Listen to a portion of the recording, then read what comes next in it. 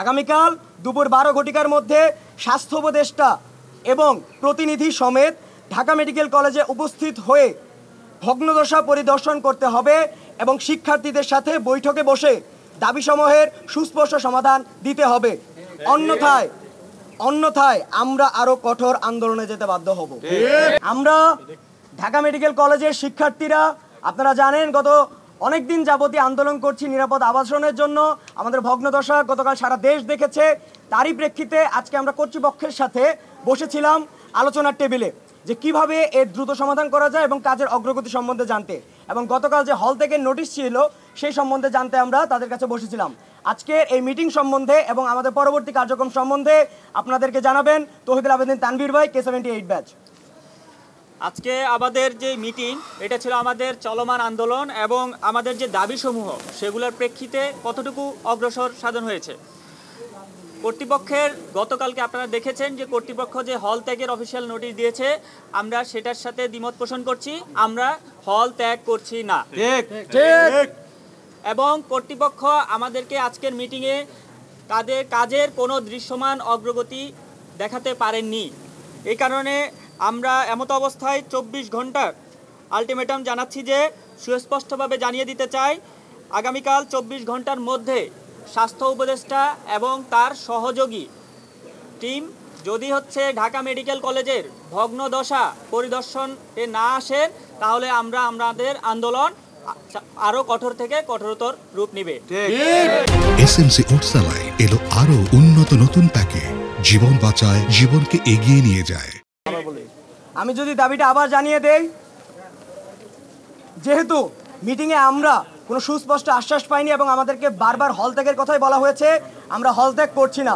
এবং এমত অবস্থায় আমরা স্বাস্থ্য উপদেষ্টা এবং মন্ত্রণালয় বরাবর জানাতে চাই আগামীকাল দুপুর 12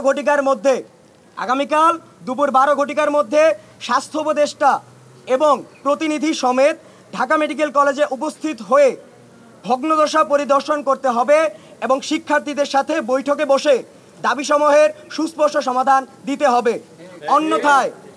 অন্যথায় আমরা আরো কঠোর আন্দোলনে যেতে বাধ্য হব। আপনাদের কারো কোনো প্রশ্ন থাকলে করতে পারেন। এক নাম্বার প্রশ্ন যে আসলে কনস্ট্রাকশনে কিভাবে কাজ হবে। আপনারা যদি নোটিশটা দেখে থাকেন তাহলে আপনারা দেখবেন যে ওইখানে এটা বলা নাই যে আমরা কনস্ট্রাকশন বা সংস্কার বা ভবনের উন্নতির জন্য হল খালি করতে বলা হয়েছে।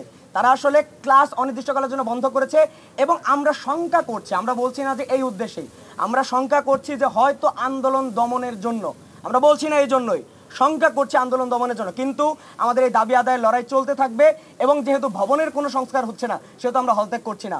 2, কঠোর আন্দোলনের কথা যেটা বলা হচ্ছে এটা আমরা কাল সিদ্ধান্ত নেব। আমরা মন্ত্রণালয়ের যে বর্তমান অবস্থা, মন্ত্রণালয় থেকে একটা বিবৃতি বা মন্ত্রণালয়ের স্বাস্থ্য উপদেষ্টার সহজে এখানে উপস্থিতি, আমরা প্রত্যাশা করছি যে স্বাস্থ্যের অভিভাবক খ্যাত স্বাস্থ্য উপদেষ্টা আমাদের দাবি সমূহের সাথে একমত হয়ে ঢাকা মেডিকেল কলেজে উপস্থিত হবে এবং ভগ্নদশা নিজে পরিদর্শন করবেন। কিন্তু যদি এর ব্যত্যয় ঘটে আমরা তার থেকে প্রত্যাশা করি যে তিনি স্বাস্থ্যের অভিভাবক, তিনি আসবেন এবং আমাদের অনেক সিনিয়র সেখানে উপস্থিত আছেন, তারা আসবেন তাকে নিয়ে। যদি না আসেন তাহলে বুঝতে হবে তাদের অবহেলা খুবই ভালোভাবে দৃশ্যমান এবং এই যে আমাদের জীবন ঝুঁকি রয়েছে, আমাদের এই যে আমরা এমন একটা অবস্থায় আছি এবং আমরা যদি আন্দোলন থামিয়ে দেই আমাদের তো আবার এই জায়গায় থাকতে হবে, এই জায়গায় ক্লাস করতে হবে। এই ছাত্র যদি আবার ধসে পড়ে তার মানে কি আমাদের নিহিত ঝুঁকি আছে। তিনি যদি স্বাস্থ্যের অভিভাবক হয়ে চান যে তার সন্তানেরা এবং তার মেডিকেল স্টুডেন্টরা এই ঝুঁকি নিয়ে থাকবে, এর দায়ভার তিনি নেবেন। ঝুঁকিপূর্ণ আমাদের যে 4 তলা, এই 4 তলাটা আমাদের 7-8 মাস আগেই পরিত্যক্ত ঘোষণা করা হয়েছে এবং তার পরবর্তীতে আমরা সহযোগিতা করছি, কর্তৃপক্ষ সহযোগিতা করেছেন। আমরা চেষ্টা করেছি যত দ্রুত সম্ভব 4 তলা থেকে আমরা সরে যেতে পারি এবং বাকি যে 1, 2, 3 তলা সেটা এখন 4 তলার মতন ঝুঁকিপূর্ণ। আপনারা যারা পরিদর্শন করেছেন 4 তলা সবচেয়ে বেশি ঝুঁকিপূর্ণ। বাকি যে তালাগুলো রয়েছে সেগুলোতে আমরা সাময়িক সময়ের জন্য অবস্থান করতে পারবো, কিন্তু ভবিষ্যতের জন্য আজ থেকে 2 বছর হোক 3 বছর হোক একটা যদি নতুন ভবন হয় সেটার জন্য অবশ্যই সময় লাগবে। এটা আমাদের একটা নিরাপদ ভবিষ্যতের জন্য ঝুঁকির কথা চিন্তা করে আমাদের শিফটিং শুরু হয়েছে আমাদের জুনিয়রদের। এর জন্যই আমরা চাই যাতে দ্রুততম সময়ের মধ্যে একটা নতুন ভবনে বাজেট পেশ হয় এবং সেটা কাজ শুরু হয়।